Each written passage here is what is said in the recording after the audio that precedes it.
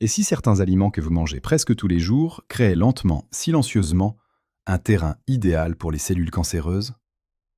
Pas seulement les sodas, pas seulement la malbouffe, mais aussi certains produits que beaucoup de personnes pensent encore bons pour la santé.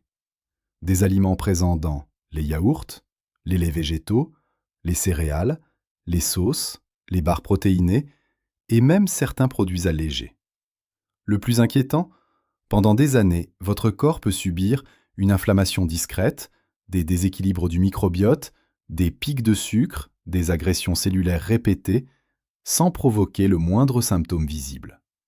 Et pourtant, c'est précisément dans ce type d'environnement que les cellules cancéreuses ont tendance à se développer plus facilement. Aujourd'hui, de plus en plus de recherches montrent qu'une grande partie des cancers est liée à des facteurs évitables: alimentation, alcool, inflammation chronique, excès de produits ultra-transformés, mode de vie. Selon l'Organisation mondiale de la santé, entre 30 et 50% des cancers pourraient être évités grâce à la prévention et à de meilleures habitudes de vie. Et dans cette vidéo, vous allez découvrir les 4 grandes catégories d'aliments qui favorisent silencieusement un terrain inflammatoire, pourquoi certains produits healthy inquiètent aujourd'hui de plus en plus de chercheurs, ce que les études montrent réellement sur le sucre, l'alcool et les aliments ultra-transformés, et surtout comment réduire votre exposition sans tomber dans la peur ou les régimes extrêmes. Parce qu'il faut être très clair, aucun aliment à lui seul ne provoque un cancer du jour au lendemain. Le problème vient souvent de l'accumulation, des habitudes répétées et de l'inflammation chronique qui s'installe lentement au fil des années. Et parfois, ce sont justement les habitudes que l'on croyait inoffensives qui finissent par poser problème. Avant de commencer, dites-moi en commentaire, quel aliment vous semble aujourd'hui le plus faux sain dans les supermarchés? Et si vous aimez les explications santé simples, sérieuses et humaines, pensez à vous abonner à Docteur Virtuel Santé. Pendant longtemps, beaucoup de personnes ont pensé que le cancer apparaissait presque au hasard, comme si tout se jouait uniquement dans les gènes. Mais aujourd'hui, les chercheurs savent que l'environnement à l'intérieur du corps joue un rôle énorme. Car pour qu'une cellule cancéreuse se développe réellement, elle a besoin d'un terrain favorable. Un peu comme une mauvaise herbe qui pousse beaucoup plus facilement dans une terre humide, fragile et mal entretenue. Et parmi les éléments qui favorisent le plus ce terrain, on retrouve l'inflammation chronique, les pics répétés de sucre, certains déséquilibres hormonaux, le stress oxydatif et les perturbations du microbiote intestinal. Le problème, c'est que notre alimentation moderne combine souvent tous ces facteurs en même temps, et parfois dans des aliments que beaucoup considèrent encore comme sains. Selon plusieurs recherches publiées dans des revues comme Nature ou Cell, l'alimentation ultra-transformée est aujourd'hui associée à davantage d'inflammation, de dérèglements métaboliques et de maladies chroniques. Cela ne signifie pas qu'un aliment provoque directement un cancer du jour au lendemain. Mais certaines habitudes répétées pendant des années peuvent progressivement créer un environnement biologique beaucoup plus favorable au développement tumoral. Et l'un des problèmes les plus inquiétants aujourd'hui se cache dans des ingrédients que la plupart des gens ne regardent même jamais sur les étiquettes. Les émulsifiants. Ces additifs sont utilisés pour rendre les aliments plus crémeux, plus lisses, plus stables, plus agréables en bouche. On les retrouve partout, dans certaines glaces, les sauces industrielles, les laits végétaux, les desserts allégés, les barres protéinées, les produits fitness et même certains yaourts. Et pendant longtemps, presque personne ne s'en inquiétait réellement. Mais ces dernières années, plusieurs recherches ont commencé à attirer l'attention sur certains émulsifiants ultra-transformés comme le polysorbate 80 ou la carboxyméthylcellulose. Dans plusieurs études animales, publiées notamment dans Nature, ces substances ont montré qu'elles pouvaient perturber le microbiote intestinal, fragiliser la barrière intestinale et favoriser un état inflammatoire chronique. Et c'est là que les choses deviennent vraiment importantes. Votre intestin n'est pas seulement un organe digestif, c'est aussi l'un des centres majeurs de votre système immunitaire. La paroi intestinale agit comme une barrière protectrice extrêmement sophistiquée. Elle est censée filtrer ce qui entre dans le corps et empêcher certaines substances nocives de passer.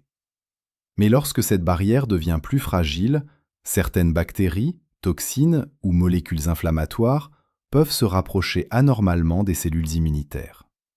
Résultat, le corps reste dans un état d'alerte inflammatoire discret, mais permanent. Et cette inflammation chronique de bas grade est aujourd'hui considérée comme l'un des grands terrains favorables au développement de nombreuses maladies. Diabète, maladies cardiovasculaires, troubles métaboliques et certains cancers. Encore une fois, il faut être très prudent. Les émulsifiants ne créent pas directement un cancer à eux seuls, mais ils peuvent participer à créer un environnement biologique plus instable et inflammatoire. Et honnêtement, c'est précisément ce qui inquiète de plus en plus de chercheurs aujourd'hui. Alors voici une règle simple qui peut déjà énormément aider. Quand vous prenez un produit dans un supermarché, regardez la liste des ingrédients. Si elle ressemble davantage à un laboratoire de chimie qu'à une recette de cuisine, votre corps risque de ne pas apprécier non plus. Surveillez particulièrement certains noms comme polysorbate 80, carboxyméthylcellulose, carragénane, mono- et diglycérides ou certaines gommes industrielles. Et le plus ironique dans tout ça, beaucoup de ces ingrédients se trouvent dans des produits vendus comme healthy, light, sans sucre ou riches en protéines. Comme quoi, le marketing alimentaire et la santé réelle ne racontent pas toujours la même histoire. Quand on parle du lien entre alimentation et cancer, beaucoup de personnes pensent immédiatement au sucre. Et honnêtement, il y a une raison pour cela. Parce que les cellules cancéreuses consomment énormément de sucre, ou plus exactement de glucose, pour soutenir leur croissance rapide. Ce phénomène est connu depuis près de 100 ans. Les chercheurs l'appellent l'effet Warburg. Le médecin allemand Otto Warburg avait observé que les cellules cancéreuses utilisent le glucose d'une façon complètement différente des cellules normales. Même lorsqu'il y a suffisamment d'oxygène, elles continuent à brûler énormément de sucre pour produire rapidement de l'énergie. Et aujourd'hui encore, ce mécanisme reste l'un des grands sujets de recherche en cancérologie. Mais attention, il faut être très clair ici. Cela ne signifie pas que manger un fruit ou un morceau de pain nourrit immédiatement un cancer. Le problème vient surtout des excès répétés, des pics de sucre constants, des aliments ultra raffinés et des déséquilibres métaboliques qui s'installent pendant des années. Car dans notre alimentation moderne, le sucre est partout. Pas seulement dans les desserts, mais aussi dans les céréales du matin, les boissons, les sauces, les pains industriels, les biscuits, les yaourts sucrés, les pâtisseries et même certains produits allégés. Le vrai problème, c'est que beaucoup de ces aliments provoquent des pics très rapides de sucre dans le sang. Et à chaque fois que cela se produit, le corps libère davantage d'insuline. Or, l'insuline n'est pas seulement une hormone qui régule le sucre, c'est aussi un puissant signal de croissance. Et lorsque ces signaux restent élevés trop souvent, certaines cellules peuvent recevoir davantage de messages favorisant leur prolifération. Des recherches montrent également que des niveaux élevés d'insuline et d'IGF-1, un facteur de croissance proche de l'insuline, sont associés à plusieurs cancers comme le cancer du sein, le cancer colorectal ou le cancer de la prostate. Imaginez maintenant votre corps comme un immense chantier. Les cellules normales reçoivent des matériaux, construisent, réparent, puis s'arrêtent quand le travail est terminé. Mais les cellules cancéreuses fonctionnent différemment. Lorsqu'elles reçoivent constamment du sucre, des signaux de croissance et de l'inflammation, c'est comme si le chantier ne s'arrêtait jamais. Les ordres de construction continuent encore et encore. Et plus ce terrain persiste longtemps, plus certaines cellules peuvent commencer à se développer de façon anarchique. Encore une fois, cela ne veut pas dire que le sucre cause directement un cancer. Le cancer est une maladie extrêmement complexe. Mais une alimentation constamment riche en sucre raffiné peut clairement créer un terrain métabolique beaucoup plus favorable à son développement. Et la bonne nouvelle, c'est qu'il ne s'agit pas de supprimer tous les glucides. Ça, beaucoup de personnes le comprennent mal. Votre corps a besoin de glucides. Le cerveau lui-même utilise principalement du glucose pour fonctionner. Le vrai objectif, c'est surtout de remplacer les glucides ultra raffinés par des glucides beaucoup plus stables et riches en fibres. Par exemple, remplacer le pain blanc par du pain complet, préférer les lentilles ou les pois chiches aux pâtes ultra raffinées, choisir des flocons d'avoine plutôt que des céréales sucrées, remplacer les sodas par de l'eau pétillante ou du thé non sucré et limiter autant que possible les boissons sucrées quotidiennes. Parce qu'au fond, Ce que les cellules cancéreuses adorent le plus, ce n'est pas un aliment précis. C'est un environnement, inflammatoire, instable, riche en pics de sucre et constamment stimulé par des signaux de croissance. Et malheureusement, notre alimentation moderne crée très souvent exactement ce terrain-là. Il y a un autre problème dont très peu de personnes parlent réellement, alors qu'il peut concerner des aliments considérés comme sains depuis des années. Les noix, les amandes, les pistaches, certaines céréales, le maïs et même certains beurres d'oléagineux. Attention, cela ne signifie absolument pas que ces aliments sont mauvais pour la santé. Au contraire, les noix de bonne qualité sont riches en bons gras, en fibres, en magnésium et en antioxydants. Plusieurs études les associent même à une meilleure santé cardiovasculaire. Le vrai problème, c'est parfois ce qui peut se développer dessus discrètement pendant le stockage. Certaines moisissures microscopiques produisent des substances appelées aflatoxines. Et ces toxines sont prises extrêmement au sérieux par les autorités sanitaires. Le Centre international de recherche sur le cancer, lié à l'Organisation mondiale de la santé, les classe parmi les substances cancérigènes connues pour l'être humain. Pourquoi ? Parce qu'elles peuvent endommager directement l'ADN et exercer une pression toxique importante sur le foie avec le temps. Le plus inquiétant, c'est que ces contaminations sont invisibles. Un produit peut sembler parfaitement normal, sans odeur particulière, sans moisissure visible, et pourtant contenir ces toxines. Le risque augmente surtout lorsque les aliments sont mal stockés, exposés à l'humidité, conservés trop longtemps ou transportés dans de mauvaises conditions. Et honnêtement, la plupart des gens n'y pensent jamais.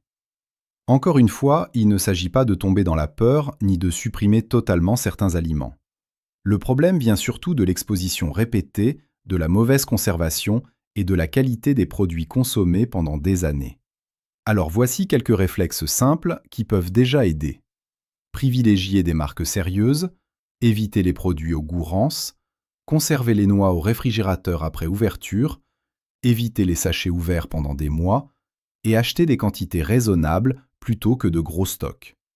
Parce qu'au fond, beaucoup de problèmes de santé ne viennent pas d'un seul aliment. Ils viennent souvent de petites agressions répétées silencieusement pendant des années. Il y a maintenant une autre habitude extrêmement banalisée, mais dont le lien avec le cancer est aujourd'hui très clair scientifiquement. L'alcool. Et honnêtement, beaucoup de personnes pensent encore qu'1 ou 2 verres par jour sont totalement sans conséquence. Pendant longtemps, on a même entendu dire qu'un peu de vin rouge pouvait être bon pour le cœur. Mais concernant le cancer, les recherches sont devenues beaucoup plus prudentes. Aujourd'hui, l'alcool est classé cancérigène de groupe 1 par le Centre international de recherche sur le cancer. C'est la catégorie qui correspond aux substances dont le lien avec le cancer est clairement établi scientifiquement. Attention, cela ne signifie pas que boire un verre équivaut au tabac.